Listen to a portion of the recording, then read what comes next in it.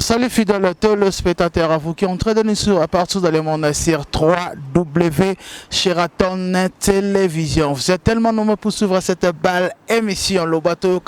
présenté par votre humble serviteur R Zumbayo. Le lot dans ma solo et belé robeta, vous voyez R Zumbayo sera simi miko zala ya misika pazanteke. Naïe bafan nanga balela ngane fort. Amana avant ma invité la biso ya lelo, je dis un grand merci à maître Ramsès Kilo Djobour. Balobi le sénateur a vu Prince Sassa, sans oublier le manager manager le plus suspect. Balobi manager le plus suspect au solo la bienté. Oui, sur la bien na côté de la fille oppose Mohamed Moleka, le seigneur de la ville. Mohamed Moleka, Samuel Tabiala, Maître 4 forces, les gars Mouyaka, Banderonio Sobalingangai, l'ONAM et la Bino l'international. DM l'international, l'ONAM et la Bino Yeto Beta, Masolo Oyo. Il y a Kofi Olomide, comment ça évolue dans ma tanga? Il y a Kofi Olomide rancunier, Kofi Olomide la matanga batute, Kofi Olomide problème est belé. Merci beaucoup na réalisateur na biso déjà à fond la biso pour mon invité nangai. Bonjour international. Bonjour Erzo, Babi dit jamais vie, journaliste à Makasso Akangi, Johannesburg, Tolobara vérité, Bisoloba vérité, Toloba Lukutate. Erzoum, bonjour à toi mon confrère. Ma concert vraiment na s'appelle Mara Sitalara Air Zoom journaliste à l'équipe on a un nenge salara balinga po bana lobi a ante balinga na lobara a trop actualité na biso ya lelo ils ont dominé actualité nyo c'est ça par rapport ya matanga ya Kofi Olomide wa kufela ki mama na ye Kofi Olomide aza rankenya makasi matanga bato ya kate mama kamba bato bela ya kate est-ce que vous assure que matanga wana qui est ba musicien ne pas na barando na baba ko iya vraiment. Merci beaucoup Erzoum pour la parole. Pour la bateau baebingate za diam l'international de ka Erzoum auti koloba. Erzoum par rapport à la question na otuningo lobi ke Kofi Olomide azaka rankine na matanga mama nendenga kufi est-ce que bato bakoko oya. Je peux expliquer un peu à les spectateurs bazolanda biso na kata Sheraton TV. Erzoum est-ce que we bakake na fête nde ba inviter à battre mais matanga ba inviter à battre te oyebi. Matanga mutaza réputation bien de baroya mais ça rankine boya na bamote. Na logique à makambu. Est-ce que question na bien sûr yo ndem to ça.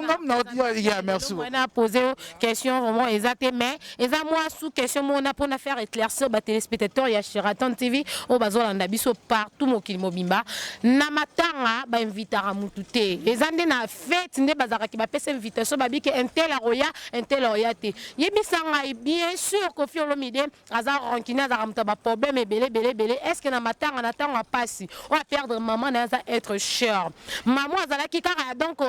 Kofi Olomide malgré ta kola na papa na e vraiment te mais muto vraiment sali que Kofi Olomide ba ebele le za mamami est-ce que yebi tout d'abord ko yeba ke ya sa maman ba rancune ya ba musicien entre bango wana za maman to mona kunani wera son na jibe bazana na barando na bango mais ce qui problème est comme jibe et comme jibe wera ya qui pate ke bango mbale bazaki na barando problème est comme moi si na wera ko ya na bane baye donc pour expliquer bato bazona na biso il faut quand même ko yeba ke makambo total na TV eza o eza la réalité te on se comprendre mambo total na TV surtout eza que maman Kofi Mtakufi j'espère que baroya après vaneza déjà Fali Azalaki kuna la fois passée faire ego la souhaiter ba condoléances malgré tout on a quitté sur le terrain donc tout quand même bazoya bazo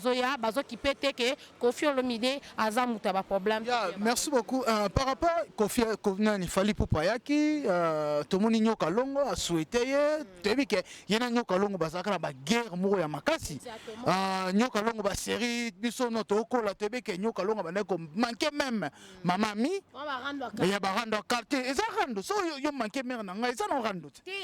Zoom tout ça vingt clair ça randu on nga non to za boto za lelo to présenter batu ba landa biso lobi na ngwem soto beba na Zoom mais lobi te que na futur après 20 ans moi na va peut-être une intervention moko bonga na salle lelo ba ke tata na salle ngabo c'est que amute mama bi on comprendre mais na comprendre que quand même ba congolais to ba musicien ba congolais ba comment comprendre moi likamala ba comme son ndetindeni so ki bozaki na barando ba ko tonso na ba famille te do ba comme ça il y a musique bo sukaka bongo donc félicitations vraiment la ba musicien na biso na un pas vraiment ba sali ya ko changer mentalité ya façon ya vendre na bato ya ko changer mentalité ya façon pe vendre na Koffi Olomide mais c'est totalement bien ba leader ya makasi ya mort la biso non c'est totalement Weranson Jibem Piana toche ba nyoka longo toche ba vena biso ba defa toche ba tebele mais tozomona click ou klawenge wana na matanga nanu bayete en tant que yo journaliste en tant que yo oyebi masola musique ndenge ezala est-ce que klawenge ozo ba sala bien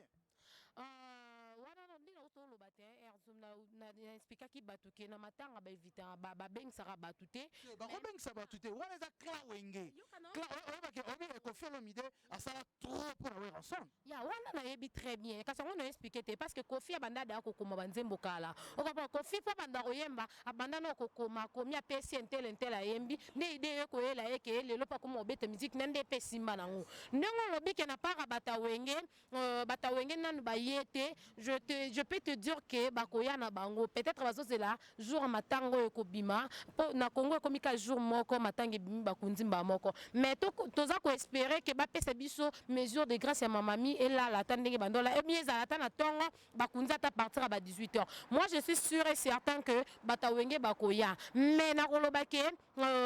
acte basali topé baninga bazoya sur place wana na lopango ya Koffi Olomide kuna na Montfleury bango bayete on peut pas condamner tu vois to condamner bango parce que to éviter occupation ni bazuité ozo comprendre to éviter na situation ti kanal maramba ngai na mona yo ndire olinga te yoka ando yoka ngano te occupation nini Weranson azala Congo j'ai bien piana za wana j'ai bien piana pas koma pas Koffi et musika te et comme ça non yoka yoka et comme ça pas même musicien et comme ça pas même attends 5 minutes pour je pas comme pas Koffi on sait jamais Zoom to condamner mutu te omoni bato musu baza na poto boye obengi mutu alo mutana ayamba kingate na komela ke message atanga te to bossa na ke bato baza busy na mamo ya osala ozo comprendre to linga te ko juger mbala moko mutu boye sans que to yebi eloko eza na simate to yebi vérité likambute jibe oui aza 100 mètres on peut dire ça na Koffi Olomide koko ya mais oyebi te musu aza pe na boma mutu oyebi peut-être aza kata Kinshasa oui aza Kinshasa mais avant dem sous na Montfleury te comme ça za makam na osala esenga urgence moko boye Zoom to linga boni biso la journaliste olinga Koffi Olomide te olinga na yo Koffi te na silisa on va comprendre Zoom on appelle ça quoi biso la journaliste batuto okota ba musicien na katarando est-ce que oyebi yango ndeti likambo matanga est-ce que peut-être robotela mo problème modela boye le problème c'est que ba musicien oya minene bazo ya te to mona ba fabriqueurs ba musicien ba Zoom problème baza pour ça motema intérêt laisser les morts enterrer leurs morts vous comprendre bien sûr ba participer parce que c'est eloko mawa vous comprendre na matanga nya papa wemba eza bato mususu bayaka toyebi eza bato voilà exactement c'est comme ce qui a yepé muto j'ai bien bien dans occupation a yete est-ce que tu robote là vraiment problème ba téléspectateur nakosi presque tout kuzu motema Clarisse yave et puis edo muzamba bisika no surtout bolandanga ba yebi mamna lo ba keze solo Zoom question nanga ezaka to keka na clan wenge Adolphe Dominguez alobaki ete mukolo ya kokufa Koffi Olomide ayate mukolo ye pa kokufa akoya pete et comment ça qui batangi kofma Koffi Adolphe asiliki akati émission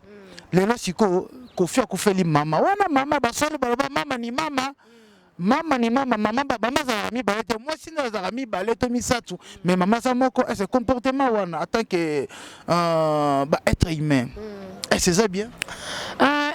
mon comportement, je peux dire que ils en ont bien été. On a lobby que baranda ba musicien na biso tout ce qu'on a vie actuelle. Na pesi félicitations na autant ba félicitations parce que na moni que to changer mon mentalité moko boye ya kozala to komozwa baranda na biso to lingo ko tango susu na kati ya vie vraiment ndeto benga vie ya vie ya revivre vie actualité. Je peux dire que Adolphe alobaki on peut-être na kanda Erzoum. Omona eza l'homme sou ko fait ça avec ma mingo ebi. Ko fo lo mide. Asala bat ba be mingi penza ke otali lo bobi kofi penza so batie na boma e penza bona boma e so batie ke muto yo sa kofi mabe ngana o soutenir mutu wana kofeza mutu moko a blessé quand d'autres ba kam tabarando a blessé moi ba tout tron un so Adolphe Dominguez alobaki on nakanda ya eloko kofi olomida sala kenda décider ki wana mais ngote lobi ki atiki eloko wana lobeti kalibongo voyons voir na matanga mama mi soki akoyate puis là toroye ba nini ya kolobela par rapport ba musicien mais je sais que bango nyos tout vraiment ba koya. Merci beaucoup toza déjà ko chiter na émission na biso. Je dis un grand merci à maître Ramsès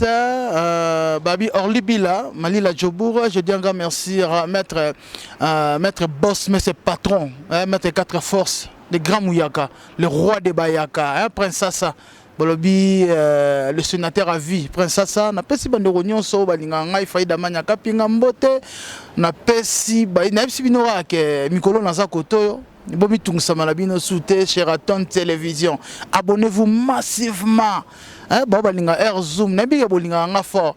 bo s'abonner na bino bo like masolo na biso bo like ba vidéo et ça la bien biso peut-être sous makasi ya ko sala musala na biso politique musique nyonso poto close émission na biso question na nga ya suka moi message ya paix na ba musicien nyonso parce que Kofi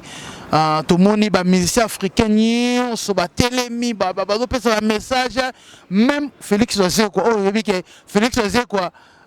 question alinga kamopo mo consulter makanda zola ndanga bisika za na pesi vraiment ma big dédicace puis là Sephora Lubaki Sephora Lubaki azola ndanga bisika vraiment azali gele vite là ai mamno loba vous comprenez Adolphe Dominguez par rapport à bawaze quoi na c'est to la vérité na finité na 4 parce que na peine temps finga Adolphe te vous comprendre na minute au peine rolo batek à sila toninte mais azan gazité vous comprendre Adolphe Dominguez ana gazité allez qui va bien filer na gagata bien filer avec Adolphe